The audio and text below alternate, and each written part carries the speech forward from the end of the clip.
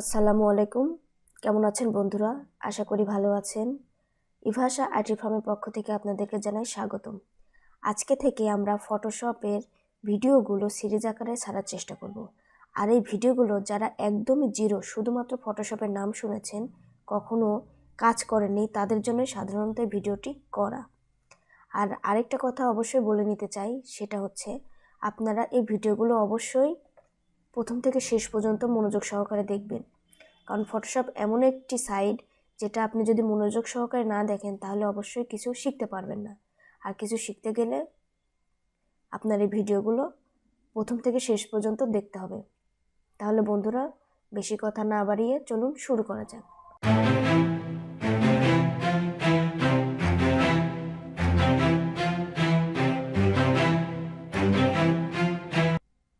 আমরা প্রথমে Adobe ফটোশপটি open করে নেই।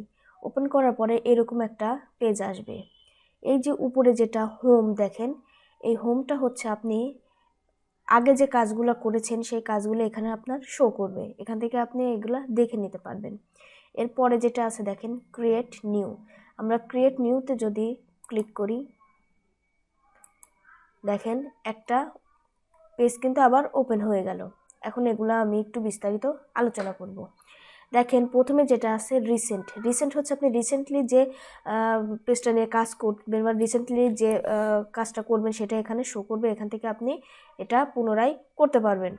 তারপরে আছে দেখেন সেভ। আমরা যদি সেভে ক্লিক করি, দেখেন এখানে যদি আমরা কোনো কিছু সেভ করি, যে নামে সেভ করবো সেই নামটা বসাই দিব।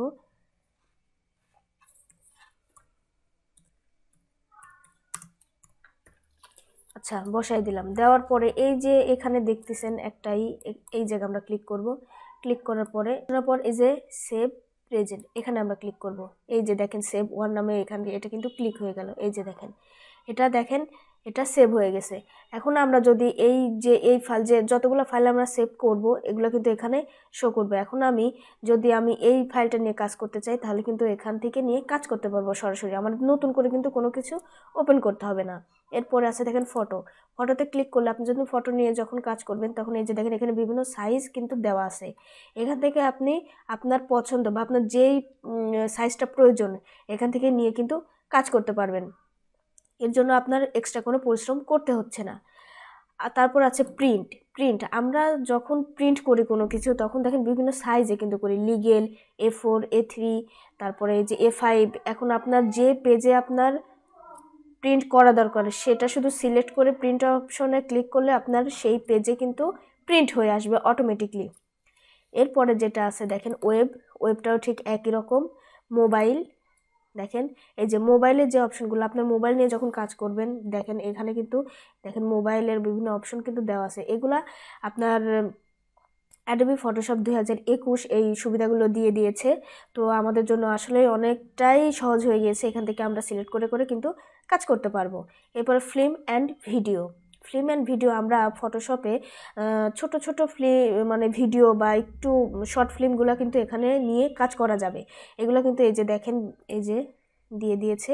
এখানে কিন্তু আপনি এই ফিল্মগুলো, ছোট ছোট ফিল্মগুলোতে কাজ করতে পারবেন। আপনার এই যে ইগুলো আছে এটার ইচ্ছা মতো আপনার যেগুলো দরকার এখান থেকে এই যে দেখেন সিলেক্ট করে নিয়ে কাজ করা যাবে, কিন্তু করতে পারবেন। এবার আমরা যেটা কথা বলবো সেটা হচ্ছে দেখেন পেজ ডিটেলস।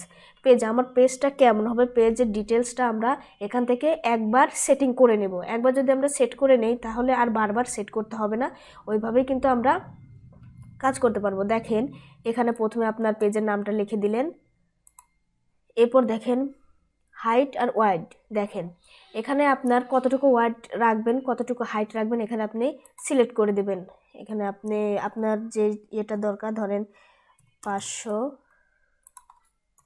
400 এরকম দিতে পারেন। তারপরে এবার ইঞ্চি, এই পাশে যে অপশনগুলো আছে দেখেন আপনার পেজটা কীরকম হবে। এই যে দেখেন পিক্সেল, ইঞ্চি, তারপরে সেন্টিমিটার, মিলিমিটার এখানে কিন্তু দেওয়া আছে। এই যে আপনার হাইট আর ওয়াইটটা দিয়ে দিয়েছেন।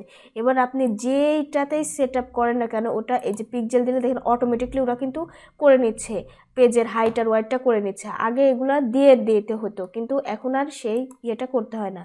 তারপর দেখেন সেন্টিমিটারে যদি ক্লিক করি, এই দেখেন সেন্টিমিটারটা ওরা করে নিচ্ছে। মিলিমিটারে ক্লিক করলে মিলিমিটারটাও করে নিচ্ছে, তার মানে আপনার আর এক্সট্রা কোনো মানে প্রবলেম হচ্ছে না। এরপরে দেখেন এই যে ওরিয়েন্টেশন, এখন যেটা আছে সেটা হচ্ছে আপনার এটা যখন প্রিন্ট আপনার এই পেজটা আছে হচ্ছে আপনার ল্যান্ডস্কেপে। এই যে দেখেন এখন যদি আপনি মানে সোজাসুজি বা করতে চান তাহলে যে এখানে ক্লিক করলেই দেখেন হয়ে যাবে, আপনার পেজের সাইজটা কিন্তু ওইভাবে হয়ে গেল। আর যদি না আপনি এখানে এইরকমই রাখতে চান তাহলে এরকমও রাখতে পারবেন। এগুলো আপনি জাস্ট ক্লিক করলেই অটোমেটিকলি হয়ে যাবে। এবার দেখেন রেজুলেশন, আপনার পেজের আপনার রেজুলেশনটা কেমন হবে, এখানে এই যে এখানে ক্লিক করলে আপনি আপনার পছন্দ মতো এখানে লিখে দিতে পারবেন। তারপর আছে দেখেন কালার মোড। কালার মোড হচ্ছে এখানে দেখেন দুইটা জিনিস আমাদের সাধারণত প্রয়োজন হয়, একটা হচ্ছে RGB কালার আর একটা হচ্ছে CMYK কালার। এখন RGB কালারটা হচ্ছে আপনি যদি কোনো ফাইল তৈরি করার পরে কোনো কিছু ফটোশপে তৈরি করার পরে সেটা আপনি প্রিন্ট করার প্রয়োজন নেই, বা আপনি আপনার কম্পিউটারে রেখে দিয়েছেন, আপনি আপনার ওয়ালপেপারে রাখতেছেন বা কোনো ফেসবুকে বা কোনো ইউটিউবে আপলোড করতেছেন, এক্ষেত্রে আপনার RGB কালারটা দিয়েই কাজ করাটা উচিত বা কাজ করা হয়। আর যদি আপনি কোনো ফাইল বা কোনো কিছু তৈরি করার পরে সেটা আপনার প্রিন্ট করার প্রয়োজন হয়, সেক্ষেত্রে আপনার CMYK কালারটা প্রয়োজন হবে, এক্ষেত্রে কিন্তু RGB কালার চলবে না। তো এই দুইটা জিনিসই আমাদের সাধারণত এই ক্ষেত্রে আপনার কালার মোডের প্রয়োজন হয়, এই দুইটা জানা থাকলেই এনাফ। এরপরে বিটটা দেখেন এখানে 3টা অপশন দেওয়া আছে। 8 বিট, আমাদের সাধারণত 8 বিটটাই দেওয়া থাকে, তারপরে 16 আছে, 32 আছে, এগুলো আমরা সাধারণত দেই না, কারণ আমাদের যে মোবাইল বলেন বা কোনো কিছুতে যে কাজগুলো করি এগুলো সাধারণত 8 বিটেই হয়। তো এখানে আমরা সাধারণত 8 বিটটাই সিলেক্ট করে রাখি। এবার দেখেন ব্যাকগ্রাউন্ড কালার, আপনার যে পেজটা আসবে সেই পেজটা ব্যাকগ্রাউন্ড কালারটা আপনি কেমন নেবেন, এখানে দেখেন হোয়াইট দেওয়া আছে, এক্ষেত্রে আপনি কালারটা চেঞ্জ করতে পারবেন আপনার ইচ্ছা মতো। দেখেন এই যে দেখেন হোয়াইট আছে, ব্ল্যাক আছে, এখানে অনেকগুলো অপশন আছে। এখন যদি আপনি নিজের মতো করে কোনো কালার নিতে চান তো সেক্ষেত্রে এই যে এইখানে আপনি ক্লিক করবেন। ক্লিক করার পর এই যে দেখেন এইভাবে একটা পেজ আসবে, এখানে অনেক কালার দেখেন আছে, এখান থেকে আপনি যে কোনো একটা কালার আপনার পছন্দ মতো কালারে যেভাবে ক্লিক করে আপনার ওকে বাটনে যদি ক্লিক করেন তাহলে অটোমেটিকলি আপনার পেজের কালারটা আপনার পছন্দ মতো চলে আসবে। তারপরের যে অপশনগুলো আছে এগুলো সাধারণত যেভাবে দেওয়া আছে এভাবে থাকাটাই ভালো, আমরা এগুলা না করি, কারণ এগুলো এভাবে থাকলে আপনার জন্য বা আমাদের জন্য ভালো হবে। এখন দেখেন আমাদের কিন্তু পেজ ডিটেলসটা এখানে দেওয়া হয়ে গেল। এখন একবার দেওয়া হয়ে গেলে আমার এটা পুনরায় বা বারবার দেওয়ার প্রয়োজন নাই।